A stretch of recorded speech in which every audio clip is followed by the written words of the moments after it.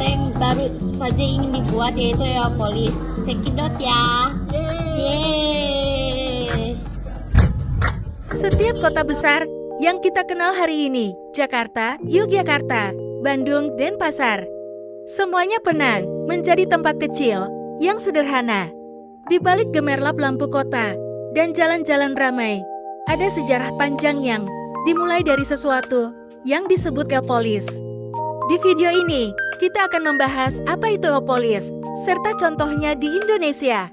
Istilah Neapolis sendiri berasal dari dua kata Yunani, yaitu artinya awan, atau permulaan, dan polis artinya kota. Jadi secara harfiah, Neapolis berarti kota tahap awal, atau permukiman pertama yang kelak berkembang menjadi kota. Istilah ini dikemukakan oleh Griffith Taylor, seorang ahli geografi dan klimatologi asal Australia.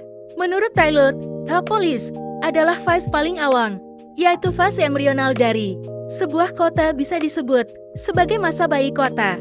Gagasan mengenai Neapolis pertama kali dikembangkan oleh para ahli geografi dan perencana kota di Eropa sekitar awal abad ke-20.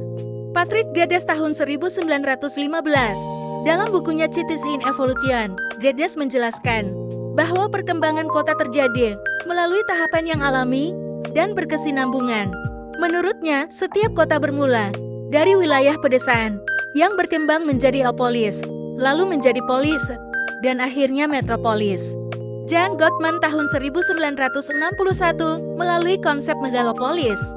Gottman menguraikan bagaimana kota-kota besar di Amerika Serikat, bagian timur Boston, Washington, tumbuh dari wilayah kecil, seperti Neapolis menjadi jaringan kota raksasa.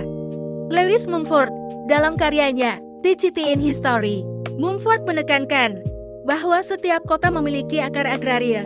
Neapolis adalah bentuk awal dari akar itu, tempat manusia mulai mengembangkan sistem ekonomi, sosial, dan budaya yang lebih kompleks.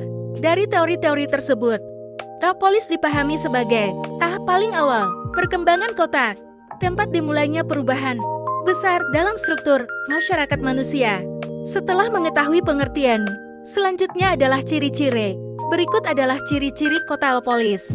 A. Aspek sosial, jumlah penduduknya masing sedikit dan biasanya terdiri dari satu atau dua kelompok masyarakat. Hubungan antar warga erat, seperti keluarga besar, kehidupan sosial sederhana, tradisi dan gotong royong masih ada. Perekonomian masih bergantung pada sektor pertanian. Namun mulai muncul aktivitas non-pertanian, perdagangan kecil, jasa, atau kerajinan. Adanya embrio pemerintahan lokal, misalnya kepala distrik, balai desa yang mulai berperan dalam pengaturan wilayah. Teknologi sederhana, namun mulai ada pembagian kerja.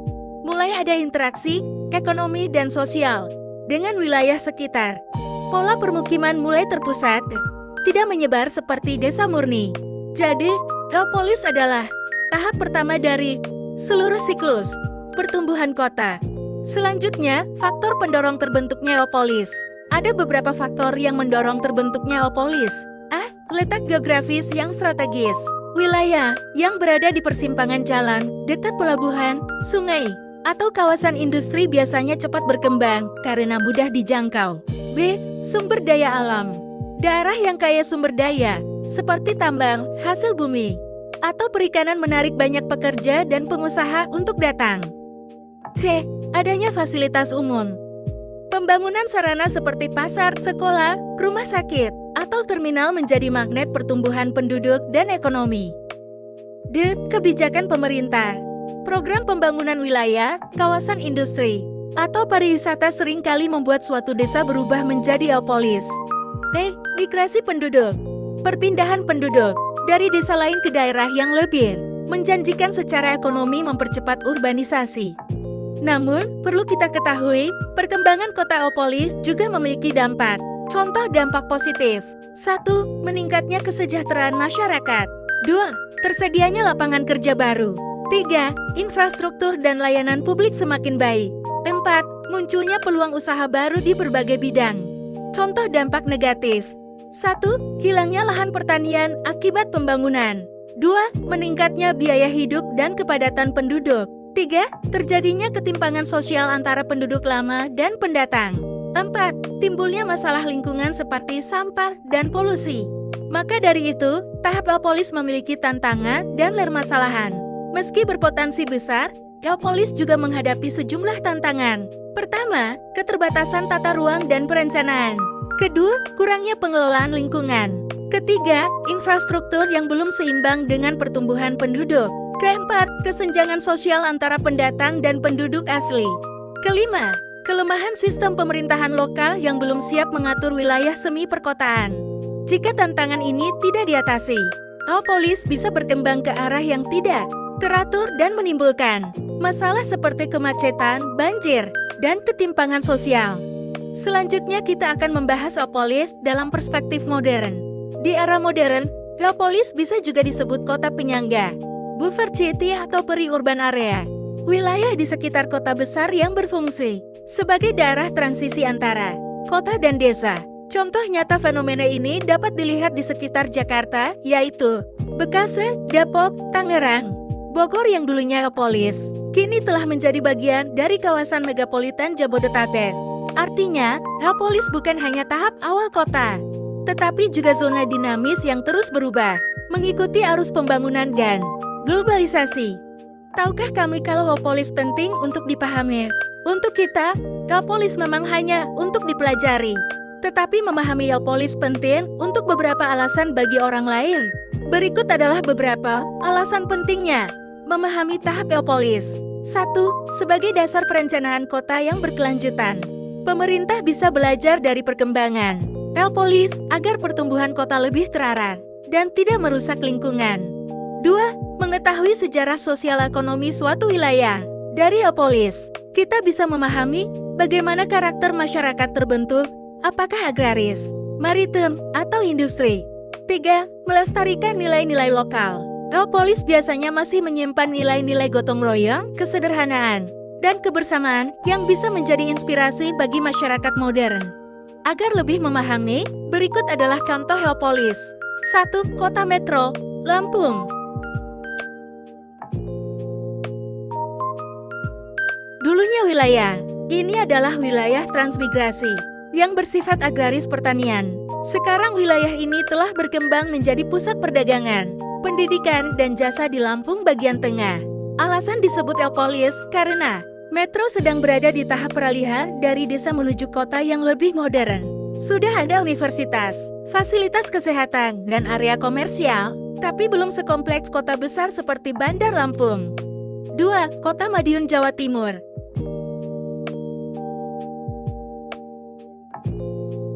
Awalnya kota kecil dengan ekonomi berbasis pertanian dan perdagangan tradisional.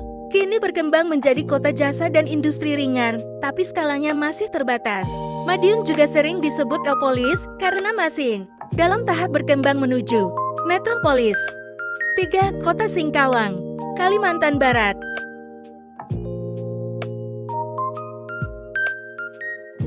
Berawal dari permukiman penambang emas dan petani, kini jadi pusat perdagangan dan pariwisata. Namun belum sepenuhnya menjadi kota besar, termasuk Elpolis karena masih transisi dari kota kecil menuju media. Sebelum menutup, ada beberapa fun fact tentang kota Elpolis agar kalian lebih mengerti. 1. Elpolis itu masa remajanya kota.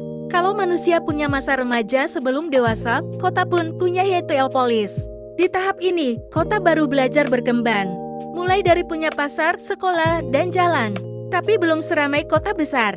2. Kota besar zaman sekarang dulu juga Elpolis. Misalnya, Jakarta dulu hanyalah pelabuhan kecil bernama Sunda. Kelapa sebuah Elpolis di tepi laut, yang kemudian tumbuh jadi metropolis. Jadi, semua kota besar pasti pernah melewati fase Elpolis. 3. Elpolis sering jadi pusat inovasi kecil-kecilan. Karena sedang berkembang, banyak warga mulai membuka usaha baru seperti kuliner, bengkel, atau toko daring. Ide-ide kreatif justru banyak muncul di tahap ini. 4. Elpolis bisa gagal tumbuh kalau tak dikelola dengan baik. Ada beberapa Elpolis yang stagnan dan tidak berkembang menjadi kota besar karena kurang infrastruktur atau kesimpulannya, Elpolis adalah tahap awal terbentuknya kota ketika masyarakat masih hidup sederhana dengan ekonomi agraris dan hubungan sosial yang kuat. Meskipun kecil, Geopolis memiliki peran besar dalam sejarah perkembangan peradaban manusia. Karena dari sinilah lahir kota-kota besar di dunia. Memahami Geopolis membantu kita menghargai proses panjang pembangunan kota dan menyadarkan bahwa kemajuan modern tidak bisa dipisahkan dari akar sejarah dan budaya masyarakat awal yang membangunnya. Sekian penjelasan yang dapat kami sampaikan.